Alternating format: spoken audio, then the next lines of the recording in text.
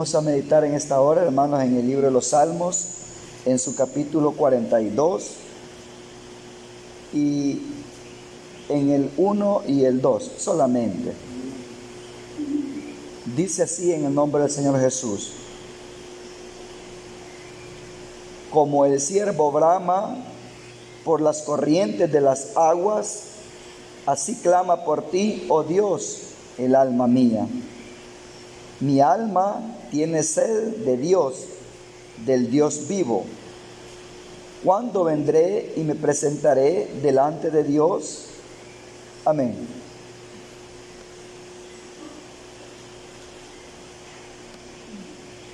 Dice acá que esto es de los hijos de Coré. No dice que es Salmo de David, pero que en realidad, hermanos, era un salmista. Como nosotros hemos dicho muchas veces, de que no solo David era salmista. Dice en muchos títulos los hijos de Asaf, los hijos de Coré. En este caso, este salmo es de los hijos de Coré. Ustedes se acuerdan quién era Coré, ¿verdad? La descendencia de Coré. Porque fue uno de los 3 príncipes que se rebelaron contra el Señor: Datán, Coré y Abirán. Pero recuerde usted, hermano, de que el Señor siempre en su misericordia guarda un remanente de las familias.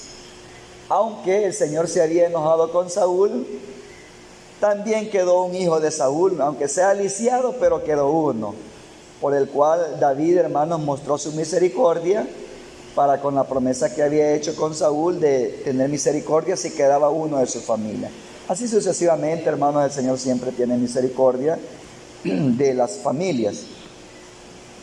Entonces dice que los hijos de Coré. Hay salmos que son también de Moisés, y todos, hermanos, vivieron en diferentes tiempos, pero todo lo que se refería a los salmos se reunió en este libro. Entonces aquí dice el salmista: como el ciervo brama por las corrientes de las aguas, así clama por ti, oh Dios, el alma mía. O sea, el bramido del ciervo. Los animales del campo braman, o sea, el lenguaje de ellos cuando andan necesitados, cuando quieren algo. Ese es su lenguaje, así se dice, braman. No hablan, no aúllan, no laten o ladran como nosotros decimos, ¿verdad? Y así cada animal tiene su forma de ser, de expresión. Dice que las ovejas balan, los perros laten, nosotros decimos ladran, ¿verdad? Y en este caso, del ejemplo que está poniendo del ciervo, dice que brama. Pero ¿por qué bramaba el ciervo? ¿O por qué braman los ciervos? Dice que cuando tienen sed. Y los coyotes aúllan, ¿verdad? Ese es el lenguaje de cada animalito, es la forma de expresión. Pero aquí, hermanos, el salmista expresaba delante de Dios una necesidad interna que él sentía.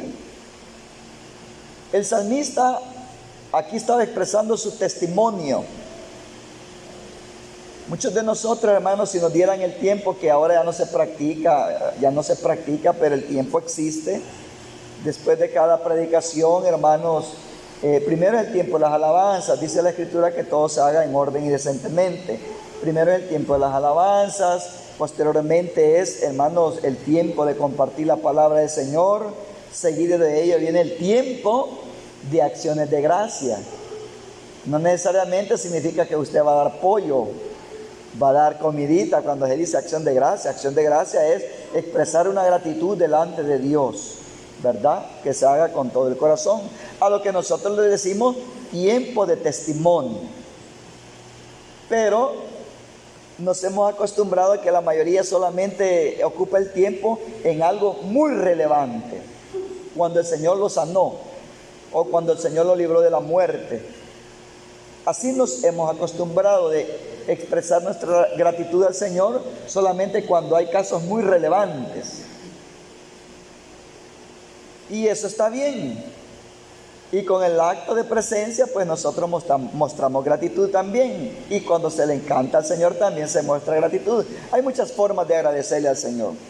Entonces, en ese tiempo, mire, el salmista compartió para la experiencia de él, compartió, hermanos, su necesidad interna. Y yo sé que algunos hemos pasado por estas etapas en muchas ocasiones, o al menos en alguna ocasión, como la experiencia de este salmista. Él en su interior sentía una gran sed de Dios, una gran necesidad, algo, hermanos, algo que no se puede, hermanos, quedarse así nomás. Los ejemplos que yo traigo a memoria son, hermanos, cuando uno tiene hambre. ¿Cuándo es que uno se siente satisfecho? Cuando uno siente hambre, hasta que uno se sacia, come poco o mucho, pero cuando uno ya come, ya se siente satisfecho, queda saciado. De lo contrario, hermanos, siempre hay esa desesperación. También cuando hay sed, literalmente. Mire, hermano, que le ofrezcan un fresco, pues gracias. Uno lo toma, lo agarra, se lo bebe, pero le queda esa sed porque el fresco es dulce. Y hay publicidades, hermanos, de que dice que hasta le hacen después que se toman una Coca-Cola y sacia tu sed. Por ahí anda un señor, ¿verdad?, que dice: quítese la sed, refresquese con un sorbete. Y ya imagínese usted que con un sorbete va a quitar la sed, hermano. O sea, pero eso es una forma, hermanos, de cómo cada quien, hermanos, promueve su producto. Es una gracia, algo que llama la atención, que le puede causar gracia a la persona, y por eso le compra. Entonces, pero en realidad, hermanos, en esta tierra hay muchas bebidas. Mira, hay muchas bebidas alcohólicas, muchas bebidas embriagantes, muchas bebidas dulces, naturales, artificiales, pero ninguna de estas cosas quita la sed. Y la sed solamente la sacia, hermanos, el agua pura. Digo en agua pura porque en Guatemala agua le dicen a las gaseosas. Si usted le dice: mire, véndame un agua, ¿de qué sabor?, le dice, porque le quieren sacar una uva, una Fanta. Bueno, no estoy haciendo propaganda de bebida, pero es con relación a la sed y a la mala interpretación que muchos podemos tener. ¿Cómo se puede saciar la sed? Literalmente hablando. Dice, hermanos, de que, bueno, pero para que le den agua de la que nosotros sabemos que es agua, tiene que agregarle, ¿verdad, Manuel?, agua pura. Entonces ya le dan agua, pero si solo dice agua, le dan una gaseosa, como nosotros decimos, soda. Entonces, hermanos, cuando nosotros no tenemos bien, hermanos, no empleamos el concepto correcto en nuestras vidas de algo que queremos expresar o queremos solventar, nos va mal, nos podemos equivocar. Porque fíjese que yo conozco testimonios de personas que han muerto a la edad de 13, 14 años porque desayuno,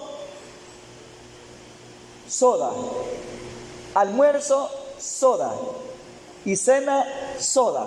No digo la marca, ¿verdad?, pero su bebida es la soda. Su bebida fue la soda. Y miren, 12, 13 años a comprar, iba a la tienda otra porque había sustituido el agua por la soda. Por cualquiera puede decir: me quita la sed, se hizo adicto y le gustó el sabor. Y entonces 2, 3 botellas diarias de las grandes, eso sustituía y se sentía bien. El joven se sentía bien, pero llegó a la tienda a comprar y la señora le decía: mira, yo estoy agradecida que me compré, pero te quiero dar un consejo. Era vecino.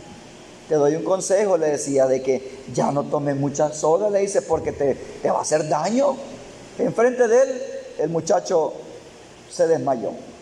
Al fin de tanto, los padres no pasaban en casa, él solo pasaba, y entonces él tenía sus facilidades para poder estar consumiendo eso todos los días y en gran cantidad, hermanos, y muy dañino. Entonces, Dice la señora que enfrente de él se le doblaron las rodillas y cayó al suelo. Se lo llevaron de emergencia para el hospital y allá murió por la soda. Pero él se sentía bien agradado que con soda. Y hay quienes que se arruinan los riñones con la soda, mucha soda, aunque no haya tomado cervezas, aunque no haya practicado, pero mucha gaseosa también es malo, que la sustituyen a la hora del calor del día, cuando están arriba de los techos, cuando están en el campo, hermano, cortando leña, rajando leña, podando árboles, y hermano, y qué calor, vaya a traerse una bebida, y sabrosa, hermano. En lugar de agua, sustituye muchas cosas, hermano, dañinas, y a la larga, con el tiempo, pues afecta. Entonces, hermano, este es un paréntesis para que nosotros veamos que en realidad lo único que puede saciar nuestra sed y trae grandes beneficios a nuestra salud solo es el agua. Los animalitos, hermanos, naturalmente, ellos solo agua beben, todos. Los pericos, los conejos, bueno, empiezo a enumerarlos, me llevó 1 minuto o 2 minutos, si por muy rápido que los enumere, pero todos los animalitos, no creo que ustedes les den a algunos café en la mañana, hermano. No les dan café en la mañana, hermano. O en el almuerzo, no les den una horchata, una cebada, ¿verdad que no? Todos los animalitos solo beben agua. Y verdad que se mantienen bien saludables. Y ellos no andan pasando consulta. Como no comen cosas dañinas ni beben cosas dañinas, ellos pasan bien saludables, fíjense. Bien saludables, y ni lavan lo que se come. Pero ya es bendición de Dios, así los ha creado el Señor, con ese organismo que ellos filtran todo, purifican todo. Bueno, pero dice que como el ciervo brama por las corrientes de las aguas, así clama por ti, oh Dios, el alma mía. El salmista, hermano, sentía una ansiedad, sentía una resequedad interna. Él se encontraba en una gran, hermano, escasez de agua. Su espíritu, hermano, su interior, él se sentía seco. Él se sentía seco. Y entonces dice que él ansiaba, así como los ciervos que braman cuando no tienen agua, porque braman solamente cuando tienen sed y el agua está escasa. Ellos buscan con el olfato, ellos demuestran, ellos gritan que tienen sed, y solo es por sed, y también por pasto. También por pasto, o sea, cuando tienen hambre, cuando tienen sed. Pero mire, muchos animales, aún el género humano puede vivir sin comer muchos días, pero sin beber sí no puede vivir. Se deshidrata, se muere. Tanto así que hay gente que se ha inventado ayunos líquidos, dice. Están en ayuno y tomando agüita, y ni agüita, juguito, naranja, ayunos líquidos, dice. A ver dónde se ha inventado eso, ¿verdad? Entonces, mire, hermano, ¿por qué no hay vida en otros? ¿Por qué, según la ciencia, por qué no hay vida en otros planetas? Pues simplemente porque no hay agua. Muchos pueden, hermanos, agarrar sus maletas, agarrar, hermanos, cantidades de granos, cantidades de comida y viajar a otro planeta, y aquí traemos comida, pero agua no hay, no se puede vivir sin agua. Entonces, mire, el agua, aquí lo pone como el ciervo brama, dice, por las corrientes de las aguas. El ciervo ansía, hermanos, cantidad de agua, se siente feliz, hay vida cerca de las corrientes de las aguas. Y él decía, así clama por ti, oh Dios, el alma mía. O sea que él estaba deseoso de ser saciado por el Señor, de que el Señor le llenara todas sus necesidades, que el Señor, hermano, le quitara a él, hermanos, todas las tristezas, todas las vergüenzas, todas las confusiones, todos los problemas, porque eso es lo que pasa en el desierto. No hay vida. Eso es lo que pasa, hermanos, donde no hay agua. Donde no hay agua, no hay vida. Donde no hay agua, no hay bendición. Donde no hay agua, hermanos, no se puede vivir. Cuando, hermano, yo analizo temas como este del agua, Me remonto, ya lo mencioné una vez en un culto, pero una vez que el hermano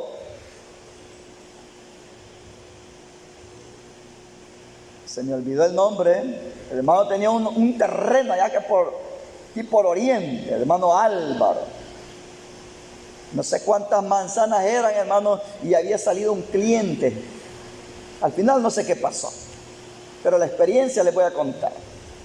Corrimos, hasta entramos por unos cantones, vimos unas lagunas que yo las desconocía, y de ahí para allá, hermano, correr, y aquel carro de aquel señor, el interesado que iba a comprar el terreno, hermano, volando en aquel pick-up nuevo, un hombre de dinero, y el hermano contento, y otro hermano y yo lo habíamos acompañado, hermano, y no sentíamos que terminara, hermano, el recorrido. Entonces, hermano, y cuando llegamos a ese lugar reseco, por eso es que nosotros en el camino, en el viaje, en la orilla de la carretera polvosa, dejamos la carretera, la vía, de ahí entramos al polvo y no se veía vida allí, hermano. Y cuando llegamos unas 2, 3 casitas, y de donde estaban agarrando agua, hermano, habían hecho una como pilita, la habían repellado. Y ahí esperaban 2, 3 horas para que ahí el virtiente se llenara la pocita y llenara el cantarito, y por turnos. No había agua y potable, ni de pozo, ni de río, ni de nada, de allí. Entonces cuando vamos a ver las tierras, ahí sembraban parras de carbón, habían jocotes, y así eran de ancha las grietas, todas como cuando en invierno era pantano y cuando se secaba se rajaba la tierra grieta, aquello reseco. El hombre solo dio la vuelta y no se desanimó. ¿Y con qué iba a regar en el tiempo de sequedad, hermano? Si quería cultivar o si quería construir una granja, ¿cómo iba a brevar a los animales? O sea, sin agua no se puede, hermano.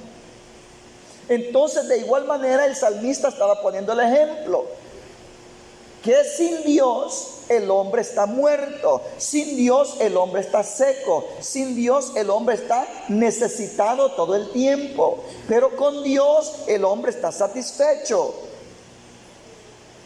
Entonces, hermano, la experiencia de este salmista, nosotros vemos la comparación, veamos lo que dice Joel 1:20. El Señor pone siempre ejemplos materiales para darle la enseñanza a nuestra vida espiritual. En Joel, hermanos, 1:20, mire cómo dice así. Esas son las experiencias de los animalitos. Y entonces el salmista estaba tomando esos ejemplos, que él consideraba que esa necesidad que tenían los animales solamente por el agua literal, pero él ponía la similitud de su vida. Y eso es lo que nosotros sentimos, aunque no lo demostremos a grandes escalas, hermano. Y eso es lo que nosotros sentimos, aunque no lo demostremos a grandes escalas. Joel 1:20. Nosotros tenemos sed siempre de Dios. Tenemos sed, hermano. ¿Qué nos hace movernos acá al pozo? ¿Qué nos hace movernos a la casa de oración? Mire, muchos están enfermos, muchos atribulados, muchos hermanos acongojados por diferentes circunstancias de la vida, pero ¿qué les hace moverse? Esa sed interna de nuestra alma es la que nos hace mover, algo inexplicable. La gente que no entiende estas cosas, que no entiende la palabra de Dios, hermano, no comprende. No logra asimilar aquello que por qué solo metidos en la casa de oración, un día, otro día y otro día, y vamos envejeciendo y solo aquí, es porque nosotros mantenemos esa sed y nos venimos a saciar. Dice 1:20, las bestias del campo bramarán también a ti, porque se secaron los arroyos de las aguas y fuego consumió las praderas del desierto. Los animalitos se desesperan con el agua. Todos los animales, por muy fieros que sean, por muy grandes que sean, Mire, hasta el camello, por mucho que se sienta con capacidad, Dios lo ha hecho así, con capacidad de resistir por muchas horas, por muchos días en el desierto, porque acumulan, hermano, en su joroba mucha agua, pero al terminarse, al consumirse, hermano, esa agua que ellos necesitan agua. Los tigres, los elefantes, los leones, las fieras necesitan acercarse a los ríos. Sin agua se muere.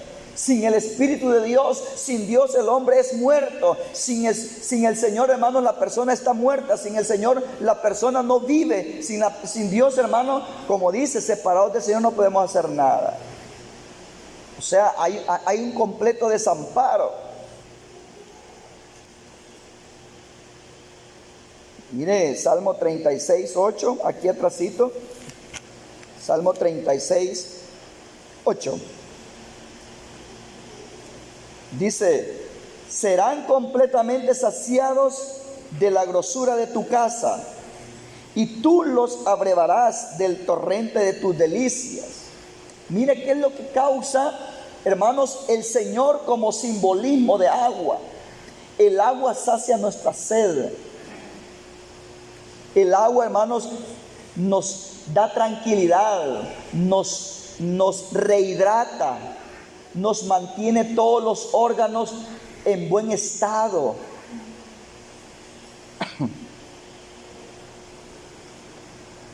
Dicen ciertos nutricionistas, no los médicos,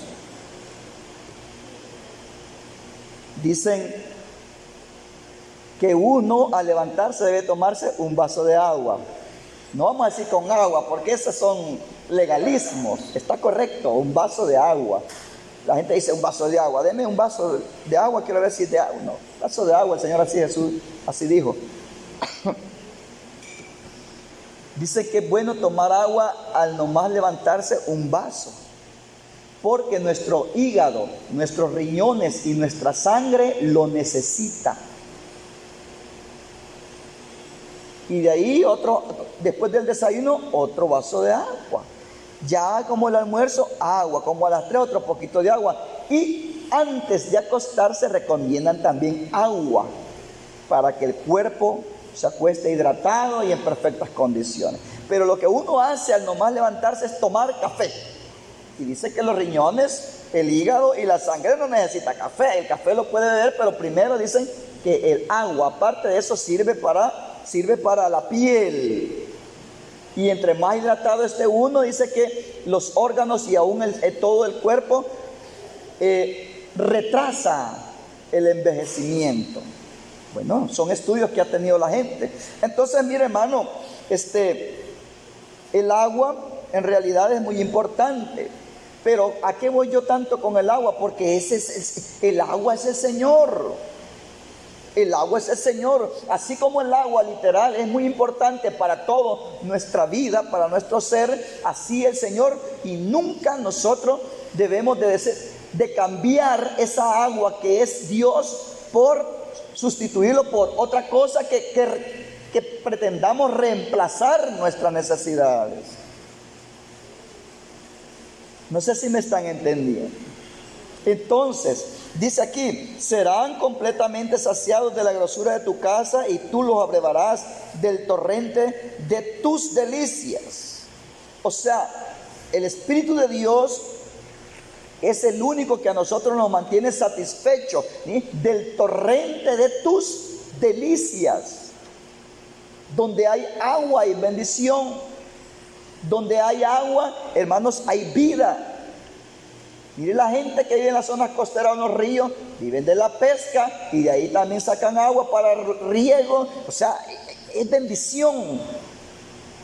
Y al haber más agua, al haber abundante de agua, hay buenos cultivos. ¿Qué pasa con la escasez de agua hoy en estos tiempos que nosotros estamos viviendo?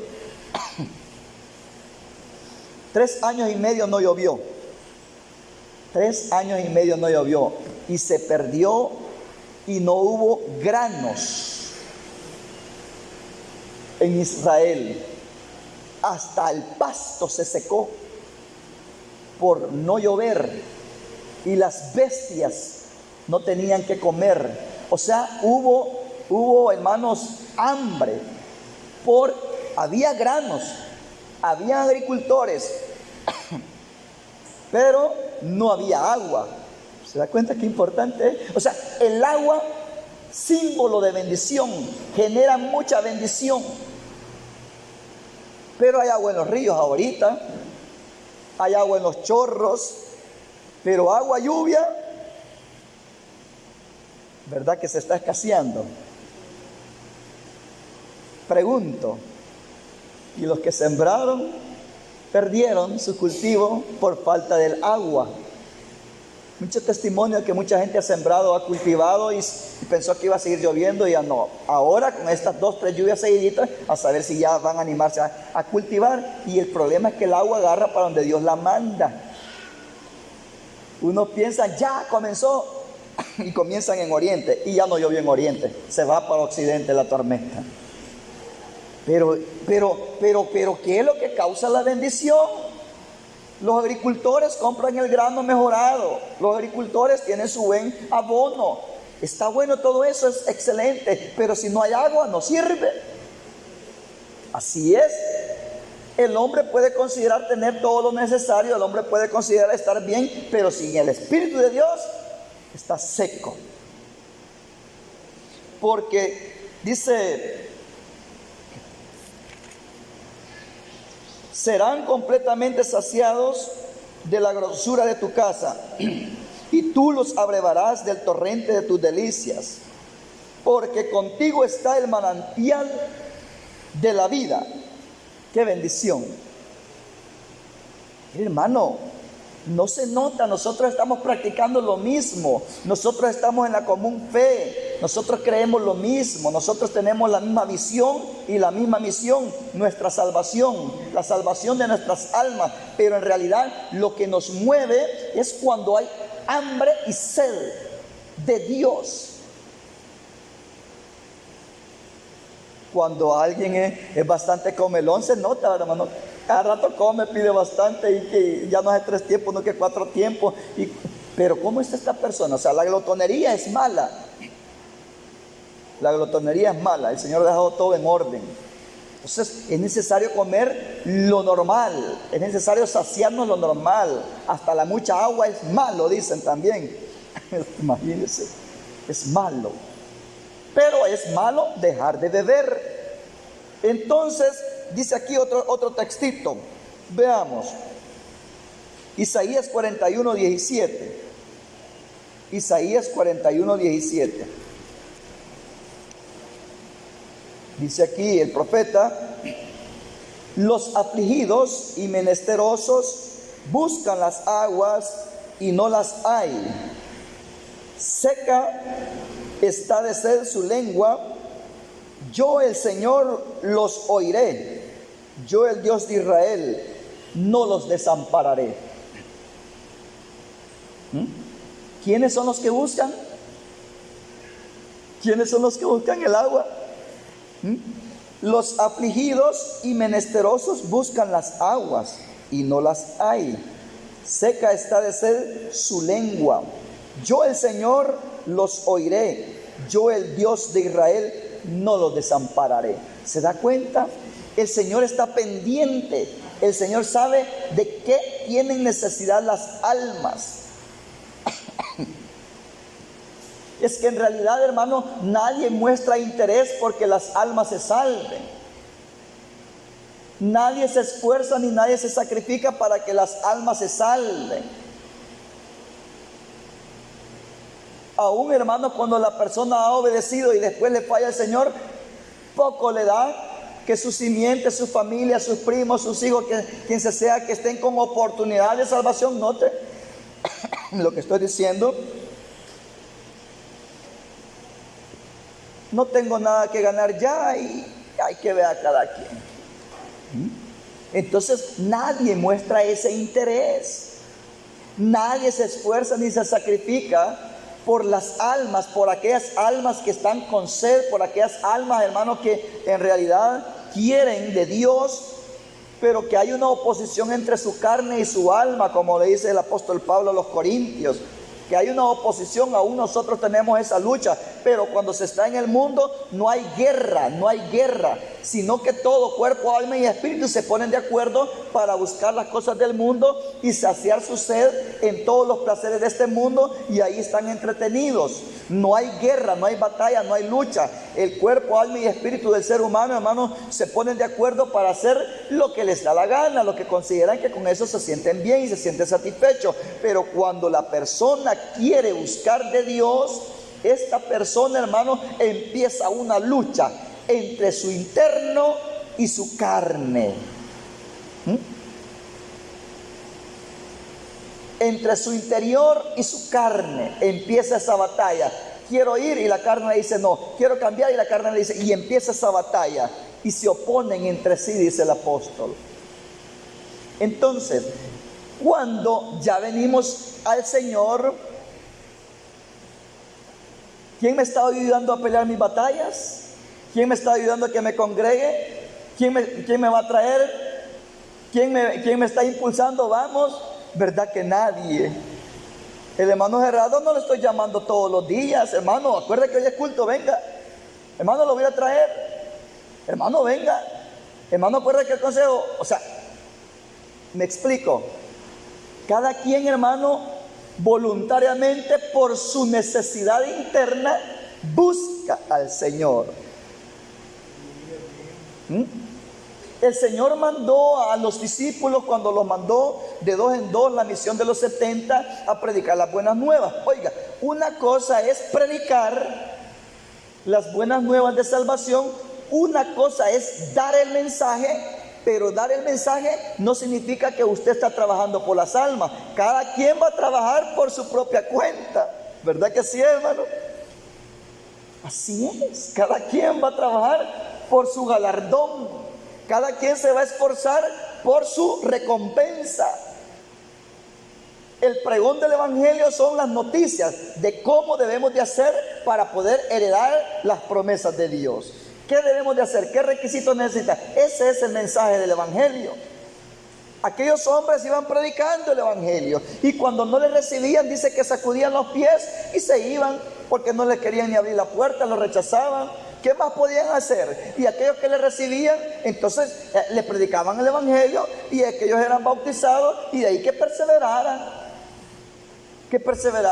Y de ahí iba Pablo, iban los discípulos y todos predicando, y de ahí cada creyente, él ya iba perseverando por su propia cuenta. Y es cuando el apóstol le dice, no dejando de congregarnos como muchos tienen por costumbre. Entonces ahí ya va el consejo, que la carguita, y el Señor Jesús también aclaró, la carguita es muy personal, pero ¿de dónde viene esa necesidad?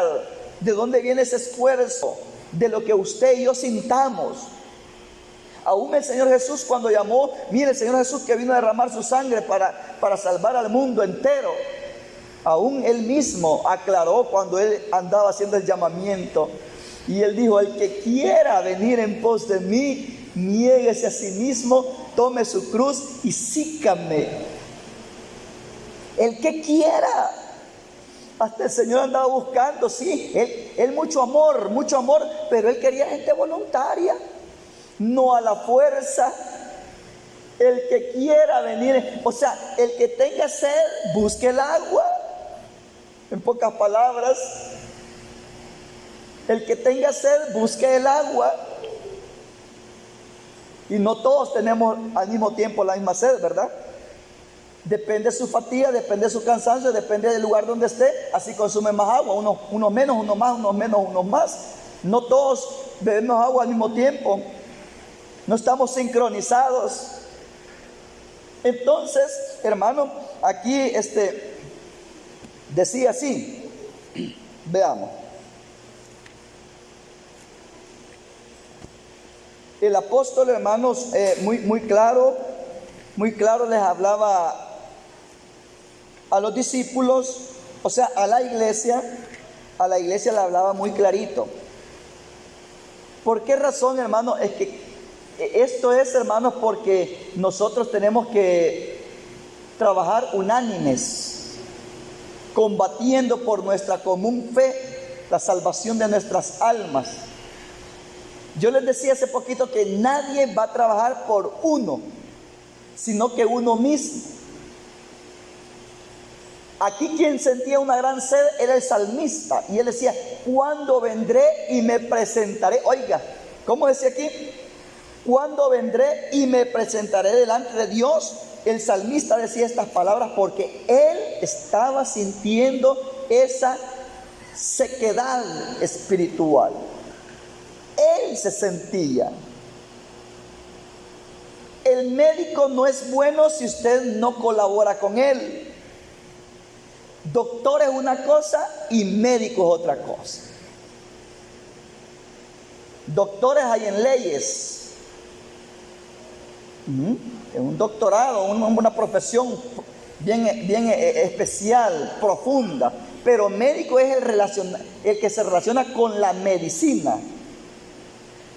Entonces, mire, hermano, él le dice: ¿y por qué viene? Traigo el ejemplo por el estado espiritual que sentía el salmista. ¿Y quién es el que busca el agua? Yo no le puedo decir, hermano, quiere agua y se acaba de beber. No, está saciado. El médico le dice: ¿y por qué viene usted? ¿Por qué me visita? Mire, yo tengo un dolor aquí de oídos.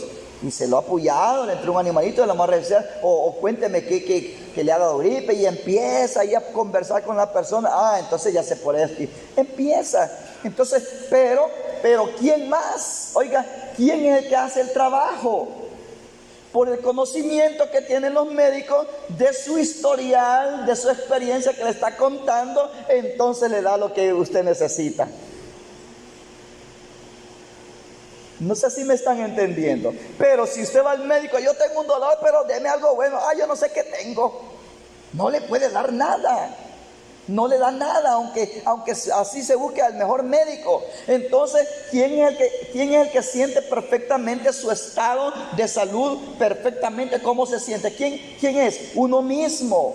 Uno siente exactamente a dónde le duele, por qué se enfermó. Uno sabe perfectamente. Uno es el que sabe a dónde es que le está doliendo. Uno sabe por qué es que se enfermó del estómago. Bien sabe. Y ahí va secreto. Mire, aquí que los exámenes hablen por mí, yo no voy a decir nada, pero sabe que se comió algo que no servía. O sabe que se excedió en la alimentación. O sea que uno bien sabe su estado de salud.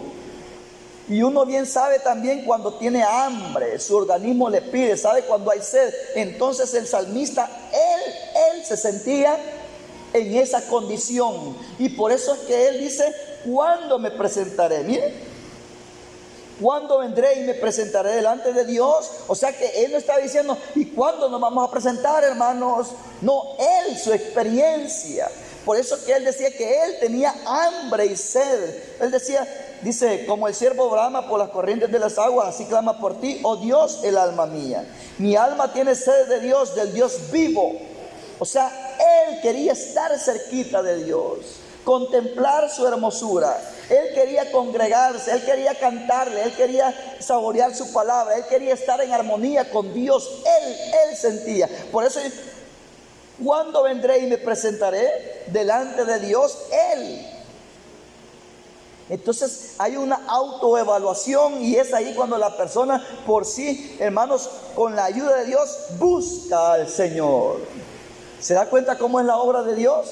Él pone en nosotros el querer como el hacer por su buena voluntad, de lo que usted y yo sentimos. Mire cómo dice, cómo Él deja las reglas bien claritas en su misericordia, en su amor. Dice que si está alguno alegre, Él da todo en su orden. Está alguno alegre, dice, que cante alabanza. Él da qué hacer en cada circunstancia de la vida. Está uno afligido, váyase para Plaza Mundo a distraerse. ¿Está alguno afligido?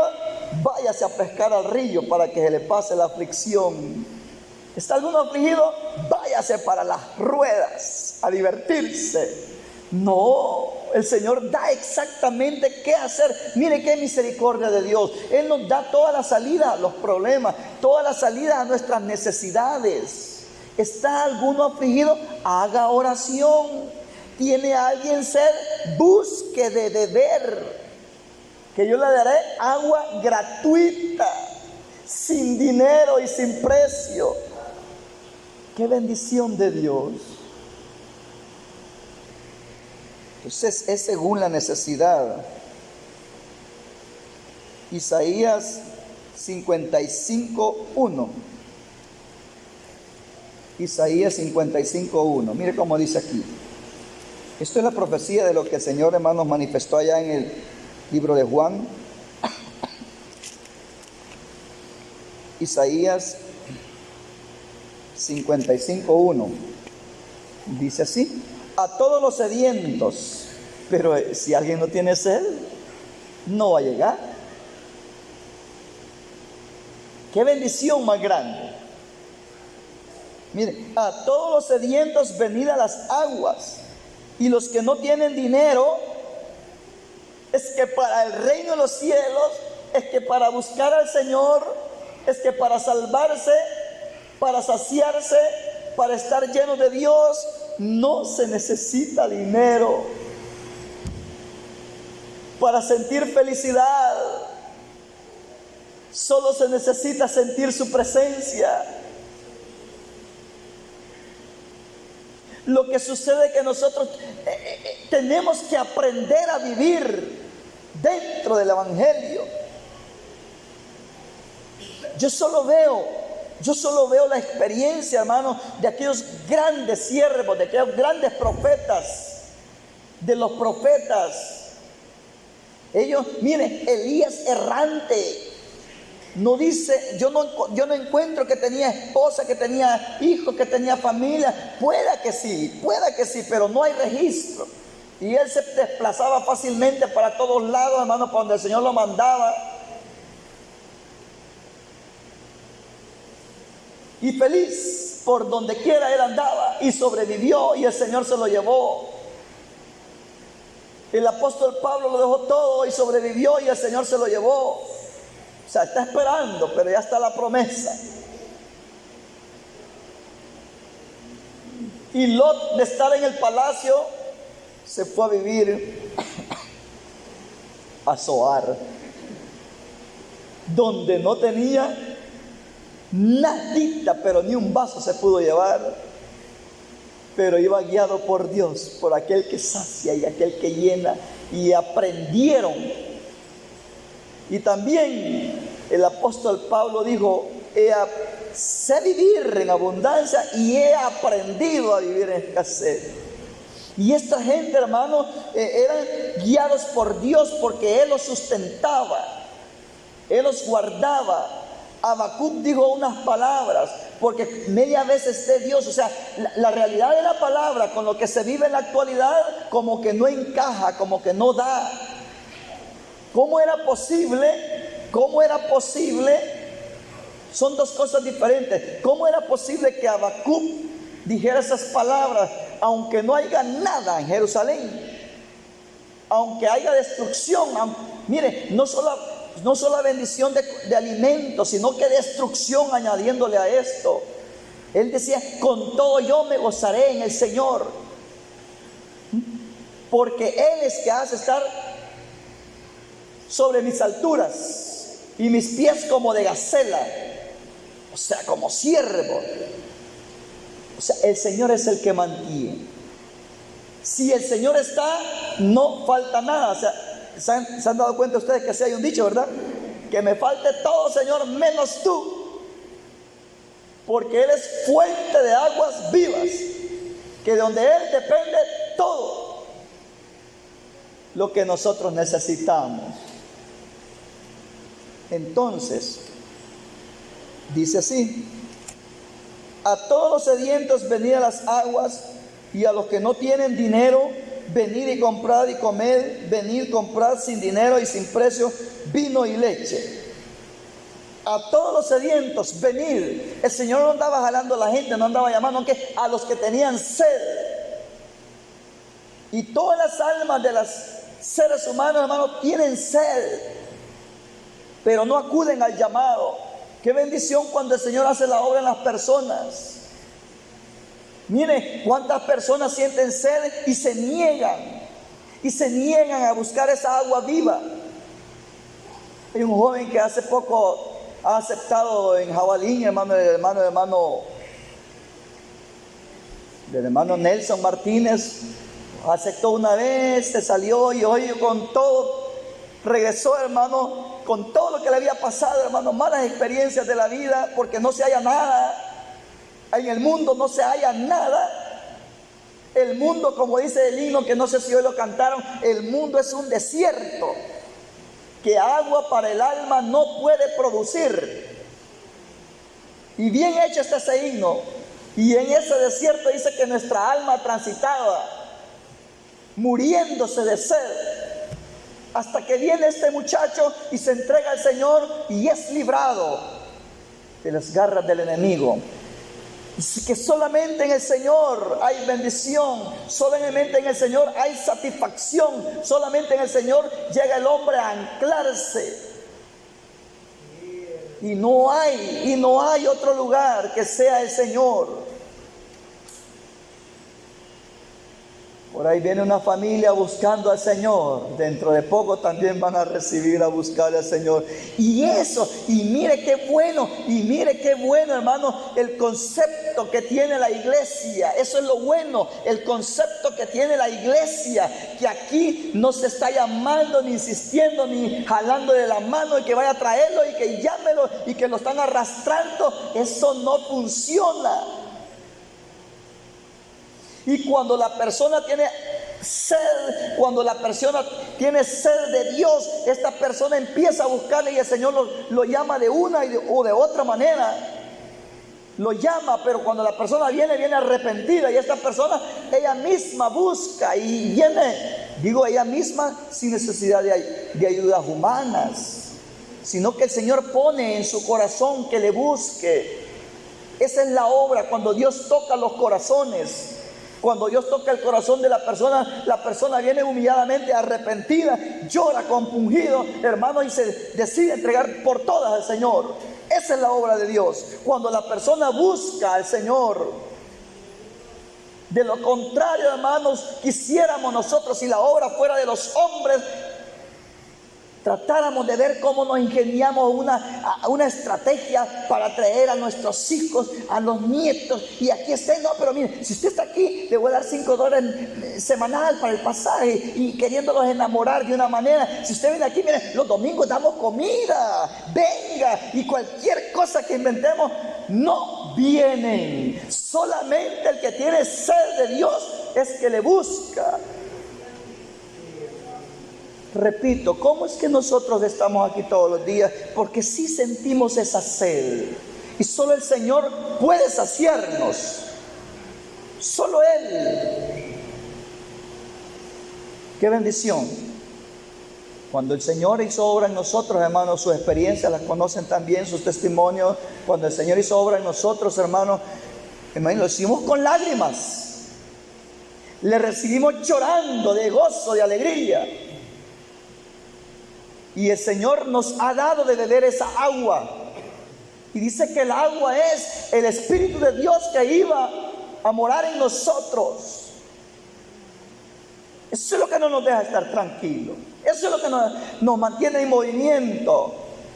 El río de su Espíritu que se está en movimiento no es un lago, no es algo estancado, no es un charco, no es una poza. Es un río de aguas vivas. Y es ahí, hermanos, cuando nosotros debemos de considerar lo que Dios hace en nuestras vidas. No es poco, no se compara. Nosotros aquí estamos en bendición. El mundo, hermanos, no haya, corre para el oriente, para el occidente, para el norte, para el sur, para donde quiera, y no es desesperado, no encuentra nada, solo sequedales. Solo sequedales. Mire lo que dice aquí Jeremías 2:12. La experiencia que el Señor vivió con Israel,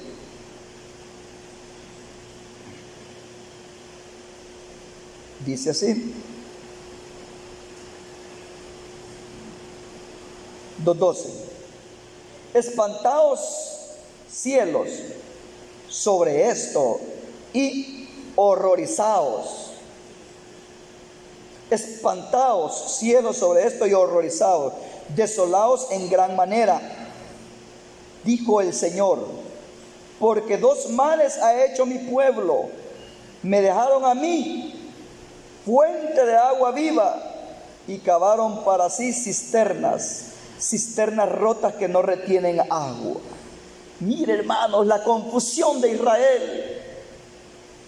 Cuando le daban la espalda al Señor, pretendían ellos saciarse, deleitarse, estar completos dándole la espalda, y el hombre de sí mismo no puede estar en pie en ninguna de las áreas de la vida. Por sí mismo no puede estar en pie.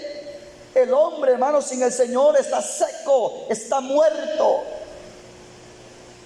El hombre piensa solventar sus problemas dejando al Señor. Así hizo Israel. Y dice, y han cavado, dice, mire, y cavaron para sí cisternas rotas que no retienen agua. Mi pueblo me dejaron a mí fuente de agua viva, una fuente, algo que fluye, algo que está en movimiento, algo que está activo, algo que está vivo. ¿Se da cuenta? Solo en el Señor. Si nosotros estamos con el Señor, de ahí depende toda la bendición. Ahí está la bendición. Nuestro interior está esperando las promesas del Señor. Nuestro interior se goza, se deleita, porque hasta aquí nos ha ayudado. Mire cuántos valientes vamos en esta carrera. Contemos 5,000, vamos corriendo. En este desierto no es fácil. Solo se puede con la ayuda de Dios. Aunque a veces el calor del día se pone algo sofocante, pero hemos aprendido a confiar en el Señor, y Él nos da de la roca, como le dio al pueblo de Israel en el desierto. Él no los desamparó ni los dejó, sino que ellos se desesperaron y murmuraron, se disgustaron, empezaron a hablar mal, pero Él nunca los desamparó. El último textito, Juan 4:10. Juan 4:10. Esto es especial, hermano. Juan 4:10. Esto es especial. Yo me gozo, hermanos, cuando oigo que dicen que van a buscar al Señor. Eso da alegría.